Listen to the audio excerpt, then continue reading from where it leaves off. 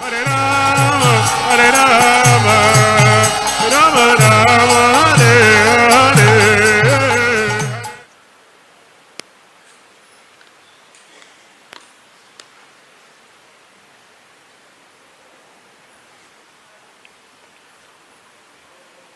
Reading from Srimad Bhagavad Gita, as it is, chapter 14. The three modes of material nature. Text number 11.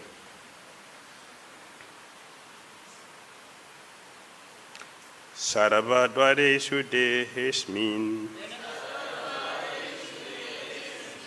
prakasa upajayate jnanam jada tada vidyad Vivridham Sattvam Ityuta. Translation by Divine Grace A.C. Bhakti Swami Srila Prabhupada Ki Jai.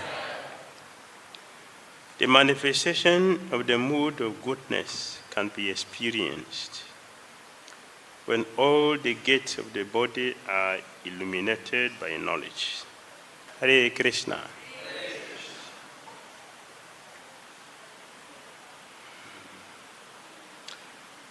Text 11, text 12, and text 13. They are together. In these three verses, one can understand the mood which is controlling us. In this particular text 11, Lord Krishna said, Sarvadvareshu dehesmin.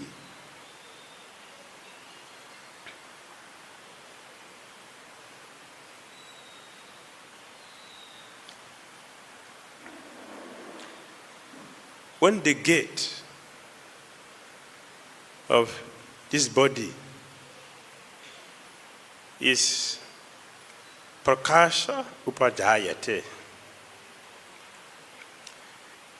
is illuminated with knowledge. And Prabhupada said,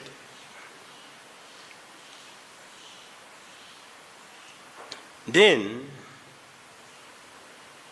one can see things as they are. One can hear things as they are.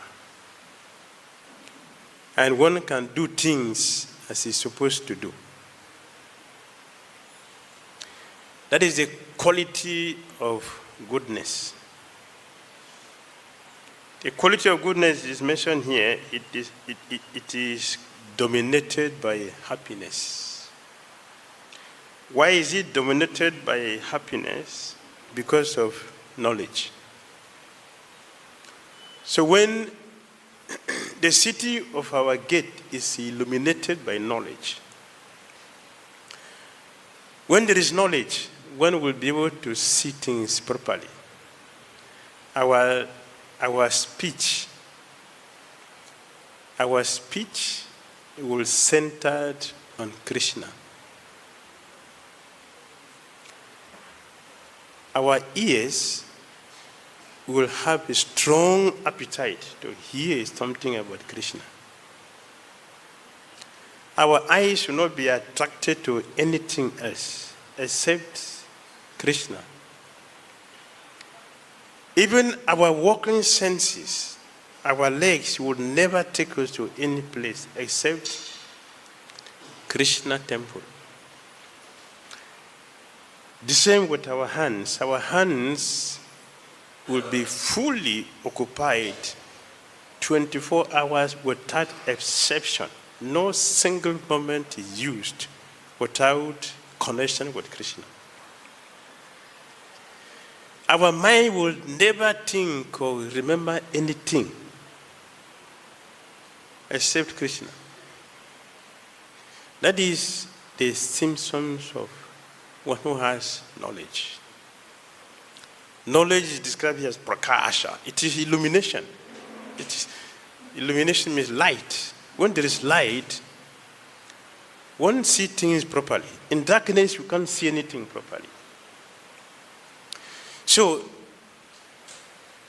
people who are controlled by the mode of darkness and passion, they will never have attraction for Krishna. They will never have any taste for Krishna. The attraction, it is centered within the body. Their thoughts is within the body. Whatever they think and remember is also within the body. It's within this material world. But a person whose senses have been illuminated by knowledge of Krishna consciousness will always think about Krishna. He will hear some things about Krishna. He's addicted. He's addicted to Krishna consciousness. Everything else in this material world, the glare of material existence will never have any existence for a person who is in the mode of goodness. His consciousness, his everything, it is towards Krishna. Tat Vishnu Paramam Padam. They are looking up towards the ultimate goal. They don't look down.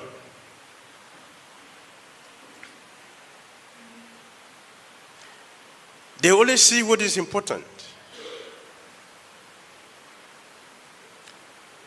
And Prabhupada said, the taste of a person in Krishna consciousness, a person who is in Krishna consciousness, who is fully Krishna conscious, the taste of that person who is fully Krishna conscious is that he never takes interest in what is happening here. His interest is about what is the goal of life. He's very busy, fully busy, working towards the goal of life. And he would never have any moment wasted for transitory things which does not have permanent existence, the thing which does not benefit a living entity. The activities are towards doing things which are very, very beneficial, not only for the person, but for the whole world. That we have seen with our chariots.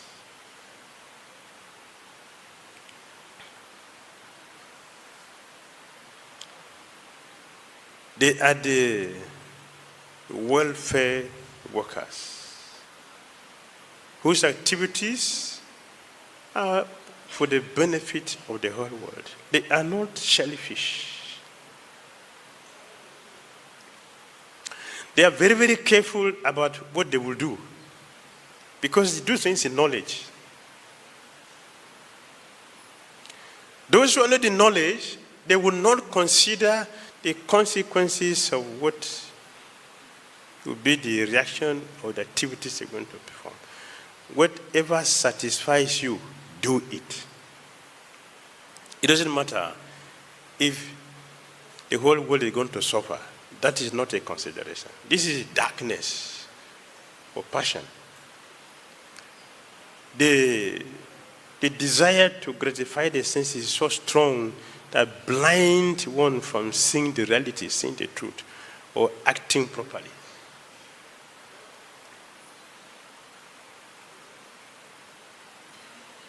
Therefore, the activities are very destructive.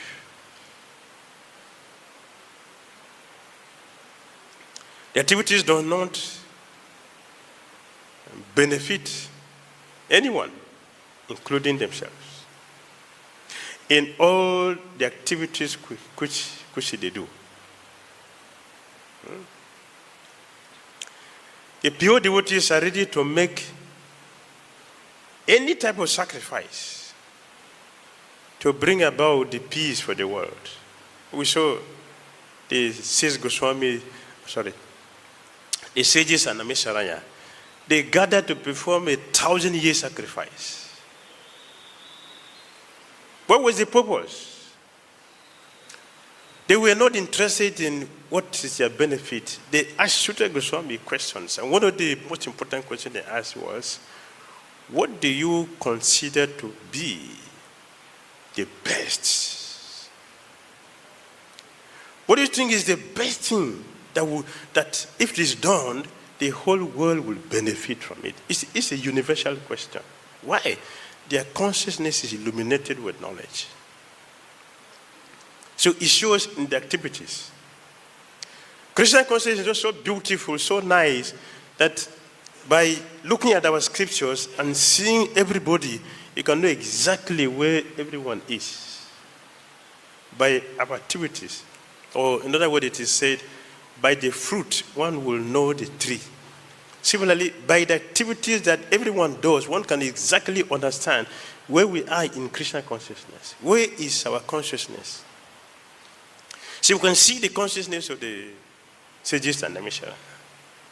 What do you consider? What will you describe? What will you recommend for us that if it is done, the whole world will be free from suffering?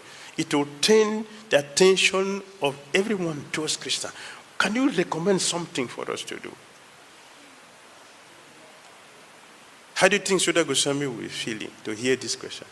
He was satisfied. Very satisfied to hear that people have gathered to perform austerity. Austerity means what? You will sacrifice your pleasure. Not for yourself. You're sacrificing your pleasure to help other people. That is magnanimity. It cannot be activity of those who are controlled by ignorance and passion. It is activity of those who are controlled by goodness. A fortunate person is known by how that person will make others fortunate.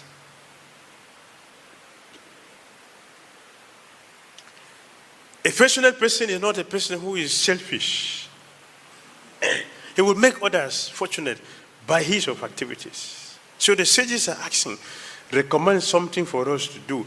And don't worry, we are ready to extend the duration of our sacrifice until the purpose is achieved. Recommend something for us. Originally, we planned for 1,000 years. If 1,000 years is not sufficient, we are ready to increase it. Continue to speak what will make us to do the right thing that the whole world would benefit. They were ready to make the sacrifice. The Sudha Goswami was so happy to hear this question from the sages. We saw the same thing with Mahatma Vidura. Mahatma Vidura, when he met Maitreya Rishi,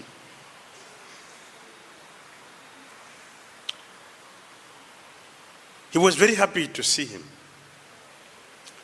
And because his consciousness was illuminated with the transcendental knowledge of Krishna consciousness, his questions were not in this material world. His questions were completely outside the material world. It was completely spiritual. And it was a universal question. The same thing he asked Maitreya Modi. His desire to help the condition was so strong that when he put the question before Maitreya Rishi, he fainted unconscious. That's the weight of his question. It was a question out of compassion to help the world. Why the compassion? Because he knows the Supreme Personality of Godhead. He knows what is beneficial for the whole world. He was not so selfish to ask questions about himself. He asked questions which is beneficial for the whole world. He asked Maitreya Muni. In this world, we have seen that people are struggling very hard to get happiness, but we are not getting it. They are working very hard. Look all over the world.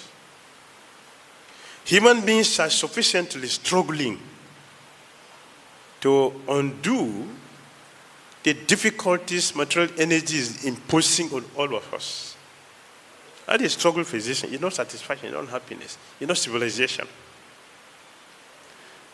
The Dhira said, I have not seen any one of them who is happy. Why? They are controlled by ignorance and passion. The activities done in ignorance cannot satisfy anyone.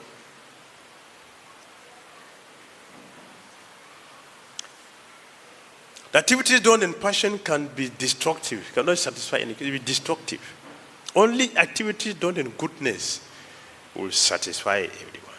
Therefore, those are very wise, those whose consciousness is illuminated with knowledge, or their senses are illuminated with knowledge, they see things differently. They see everything in connection with Krishna. That is the protection that knowledge brings for those who have knowledge.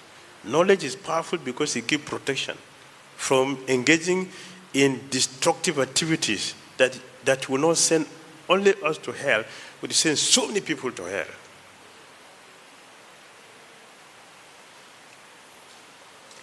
So Maitreya Muni was so happy to hear the question from Mahatma. He said, your question, I'm not surprised with your question because it cannot be otherwise, because of the quality of your devotion. Only a devotee of your caliber can ask this question. So after presenting the survey of the material world, he requested Maitreya Muni, can you describe the activities of the Supreme Personality of Godhead, which will give solace to the heart, the intrinsic desire, the nature of all living entities? Maitreya Muni was so happy. He rejoiced to get this question. He said, your question is universal. Therefore, the answer is also universal.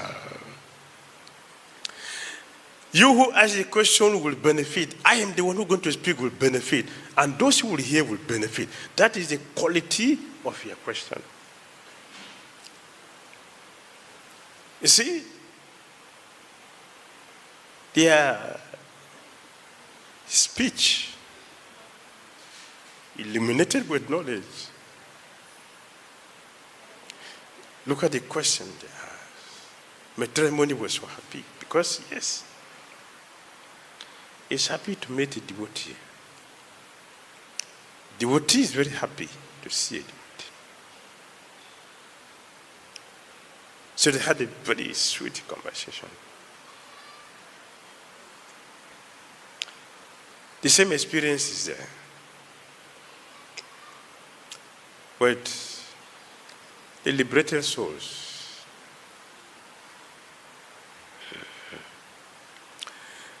that they will do something with a careful attention. That's the mode of goodness. They check the activities very carefully. What I'm going to do, will it benefit everyone?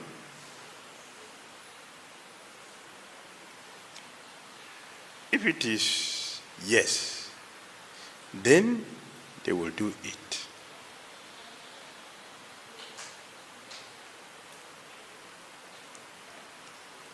If what I'm going to speak,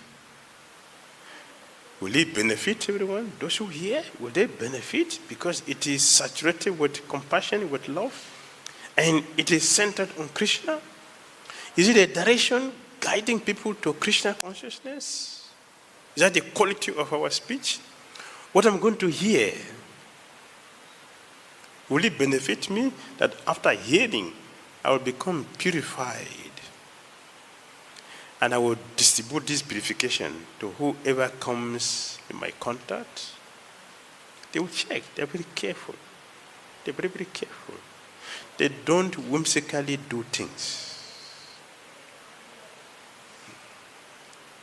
So sometimes you hear devotees said, we know so much.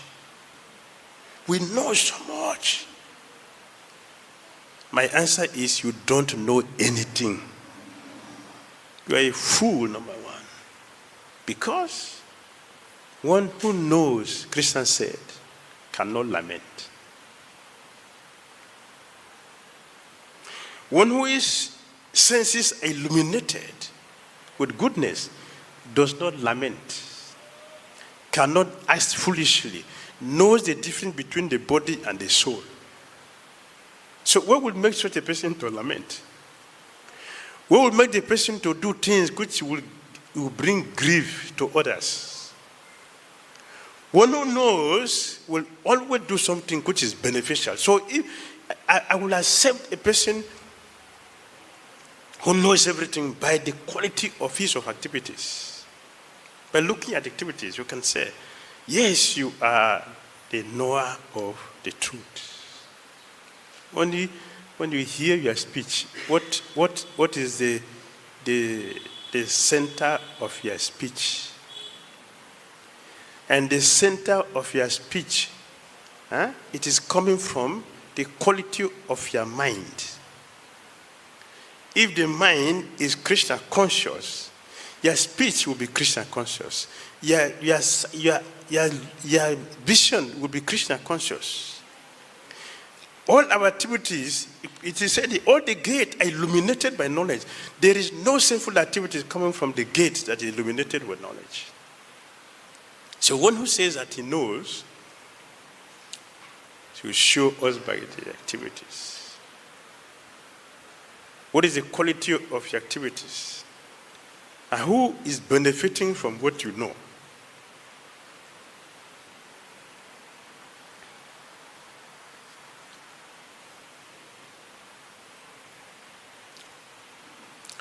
If you know so much,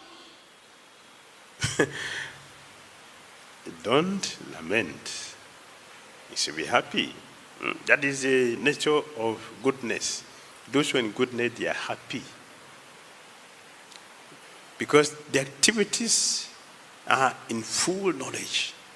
So it brings happiness. Nanda Maharaj also was told the same thing by Krishna. Lord Krishna was asking him many questions. Nanda Maharaj was keeping quiet. Krishna continued to ask his question. Tell me, my father, tell me, what is this arrangement you are making? What is it? Are you preparing for a sacrifice? Nanda Maharaj kept quiet. This is not for a small child. So Krishna said, hey, you call me a small child, and you are a big man. You are going to do activities which will bring miseries. So that is a big man activity. I'm a child. I will prove to you that I'm not a child. My body, yes, my body is like that, but I'll prove for you that I'm not a child. Tell me, my father, who is the priest engaging you with this activity? And the man kept quiet. Is it a customary thing? Is it a traditional thing? Or is it in the scripture? Which scripture is guiding you for this activity? Who is the object of worship? Whom are you making this for? Whom are you going to worship? Who is the person? Can you show me? The man was keeping quiet. And Krishna said, see, let me tell you, you are my father. Activities done in ignorance bring only suffering. I would not like my father to act foolishly and suffer. That's why I'm asking you. Tell me who is guiding you for this. Whom are you going to worship for this sacrifice? People who do things in goodness, they will get a good result and they will be very happy. But those who act in ignorance, they will suffer because the result is negative. So, tell me. Then Nanja Maharaj started to say, yeah, this is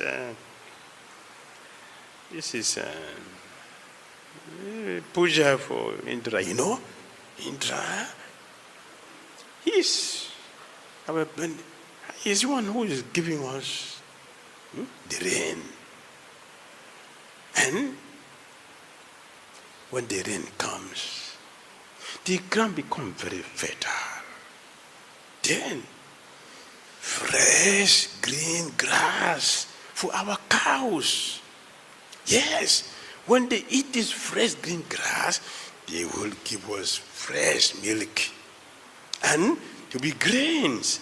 This is Indra's benediction for all of us. So it is good for all those intelligent to worship him. Indra said, Krishna said, that is foolishness. Act wisely. Govardhan is our shelter, not Indra. It's Govardhan. Give up all these things. Worship Govardhan. Govardhan, yes, it's our shelter. No, Govardhan give us fresh grass, sweet, clean water, many varieties of caves for meditation, for our pastimes. And Govardhan provide everything that you know. That is where our cows will graze very nicely. So Govardhan, forget about Indra. He's a foolish man. This is not a talk of a small boy. So he was able to convince his father to do the right thing. So if you know something, let us see the result of your knowledge. That the activities are all beneficial for the whole world. Check. We have mirror to see our faces. But Krishna gave us a mirror to see our heart. This is a mirror where we can see our heart. This is a mirror to see if our consciousness is illuminated, the gate of our body is illuminated with knowledge. It will show in activities which we do every day. We are working very hard every day, but what is the quality of our activities? Is it in ignorance? Is it in passion or goodness? Let us check. This is what Bhagavad Gita is teaching. Hare Krishna. Comment or question?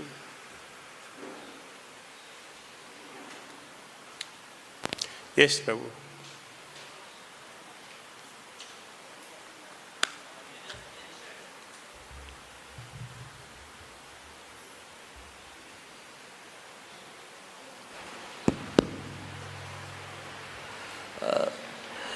You said that when our mind is Krishna conscious, then all your activities are going to be Krishna conscious, definitely. So, what do you mean when you say Krishna conscious? Because what I know is Krishna is beyond our conscious. Krishna is beyond the dimensions of mind and body and everything. So what do you mean being Krishna conscious? Thank you very much. Hare Krishna. Thank you. Yes, yeah, correct. Rupa Goswami told us Krishna is beyond our senses. Rupa Goswami said it is true that Krishna is beyond our senses. So if Krishna is beyond our senses, how are we going to become Krishna conscious? Because that is what we are. That is the culture of the soul. The natural culture of the soul is that we are Krishna conscious beings. So since Krishna is beyond the senses, which is true, confirmed by our acharyas, so how can we become Krishna conscious?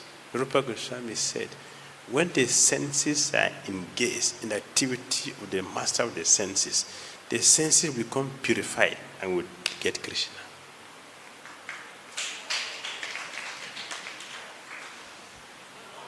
Hare Krishna Maharaj. Hare Krishna.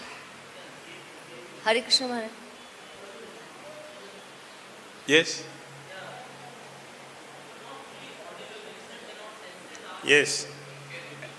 I said when our senses which are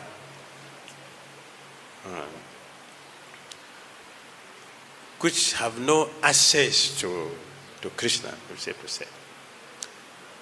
Rupa Goswami said, when these senses are engaged in Krishna conscious activities, then they will become purified. They will become purified. Then we become Krishna conscious. That is a process. The connection has to be made. If Krishna is within our senses, we will not need to practice anything to get him. But because he's beyond, we need to practice. And the formula is given to us so we can follow it. So when we follow this formula of Krishna consciousness, we'll get Krishna. Then our mind will never think of anything except Krishna consciousness. And that is Krishna consciousness. Krishna consciousness means that we are conscious of Krishna 24 hours. No ignorance, no passion. Only Krishna consciousness, not even goodness. Now we are promoted to transcendental goodness. Hare Krishna Maharaj, please accept my humble obeisances. Thank you. Maharaj, I have a question. Yes. In relation. We are into Krishna consciousness, but still we are in materialistic world. Yes. Now what happens? We are into devotional practice. Now what you have said is we should do sacrifice at the most. How much we can, means like whatever is happening to us, but still we should have that mode of goodness of giving sacrifice as much as possible. Now what happens? That other person takes us for a ride. For our sacrifices, they take us for granted. Now, and another contradictory thing is, in Bhagavad Gita it has said by Lord Krishna ki you fight. Karma, we should do our karma. We should not sit back. So, exactly what should be our way of working then? How should we deliver our karma? Yes, thank you. Thank you for your question. It is true that in Kali Yuga, everything is a challenge. Everything. Even to become a devotee is a big challenge. So much a challenge that one will wonder, should I go for religion or what? There's no need, because even taken to Krishna consciousness is so much of a trouble. It's so many challenges. The body will react, the mind will, the senses will react, the neighbors, the environment, everything is against Krishna consciousness, everything in Kali Yuga. Still, that is very good, because it is then we will prove how much we want Krishna in our life. By saying no to all the challenges and focusing on Krishna, the goal. So, for anyone to be successful in Krishna consciousness, we must first of all know the goal. Another thing. See, if you ask every Hare Krishna devotee, if you ask everybody, what's the goal of Krishna consciousness? So everybody knows. But from my experience, not everybody knows. Not everybody knows. We say from here, but here is not there. It's only here. That is a problem. So, yes, pure love of Godhead, going back home back to Godhead, that is the goal. Look at our activity. Does it show that we know the goal of going there? If you look at our activities, I'll give you an example. I'll give you an example.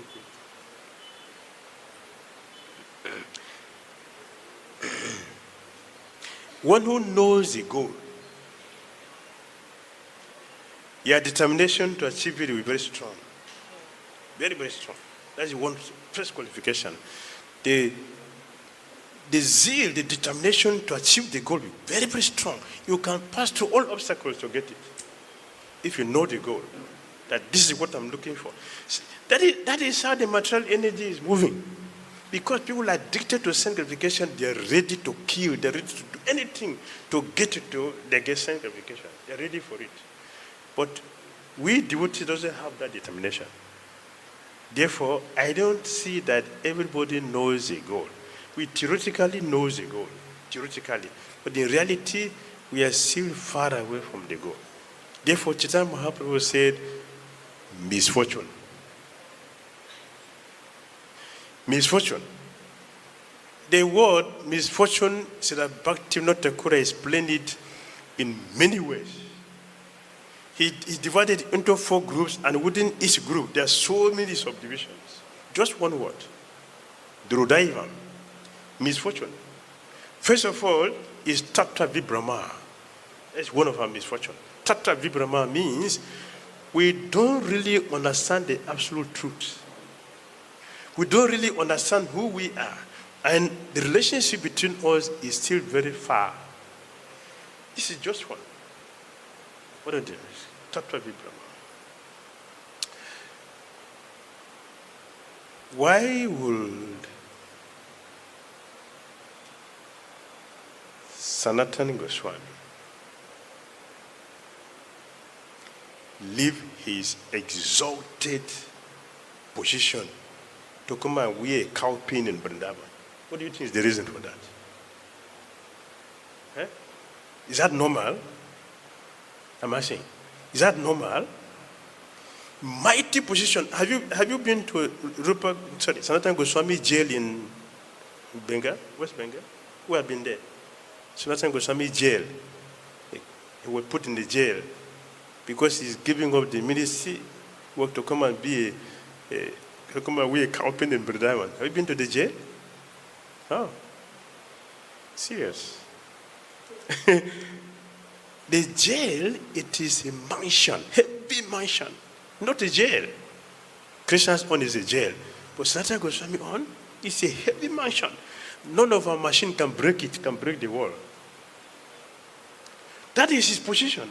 But he gave it up. He left it at the risk of being jailed and being killed to come and wear a cow pin in Vrindavan.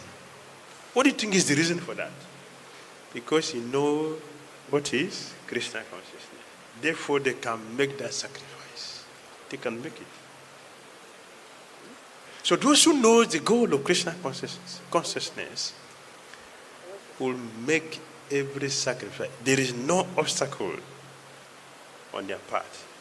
All the challenges for them are stepping stones, not obstacles, not the stumbling blocks. Stumbling blocks are for those who don't know the goal. But for those who know the goal, it's a stepping stone. It is a chance for them to get elevation, and back home, back to God. Therefore, we should hear nicely and have good association. Good association. Not just association, good association. Hear nicely. Then we will have the support to face all the things we need to pass through to get Krishna. Make sense? Thank you. Hare Krishna. Srimad Bhagavad Gita Cities Ki. Srila Prabhupada Ki.